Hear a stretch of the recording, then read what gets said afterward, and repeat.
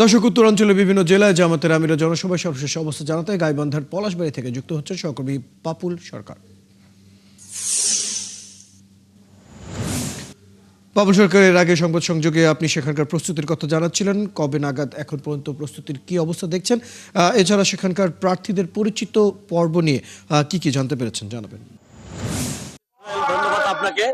আর অল্প কিছুক্ষণের মধ্যেই শুরু হতে যাচ্ছে 10 দলীয় নির্বাচনী ঐক্য সমর্থিত বাংলাদেশ জামায়াতে ইসলামী নির্বাচনী জনসভা। ইতিমধ্যে জনসভাস্থলে গাইবান্ধার বিভিন্ন উপজেলা থেকে নেতাকর্মীদের উপস্থিতি বাড়তে শুরু করেছে।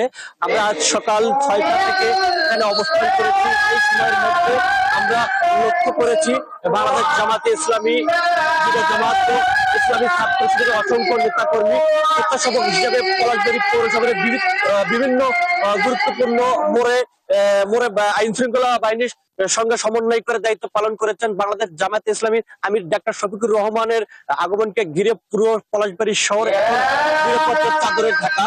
নিরাপত্তা নিশ্চিত করতে সন্দেহভাজন ব্যক্তিদের তল্লাশি করা হচ্ছে এবং কঠোর নজরদারির মধ্য দিয়ে জনসভাস্থলে সমাবেশের ব্যবস্থা রাখা হয়েছে।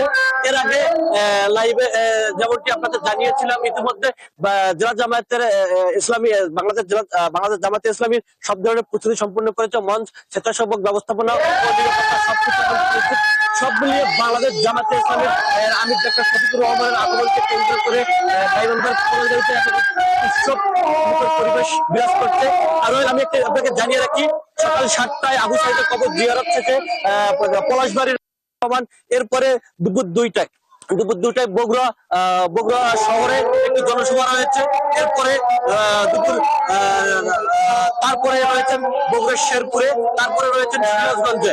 এই ছিল আমাদের সর্বশেষ। রয়েল পাপুল সরকার, খবর রাখতে থাকুন। দর্শক, আমাদের সাথে আমাদের সহকর্মী পাপুল সরকার যুক্ত ছিলেন, জানাচ্ছিলেন উত্তরাঞ্চলের বিভিন্ন জেলায় জামাতের আমিরের জনসভার সর্বশেষ পরিস্থিতি।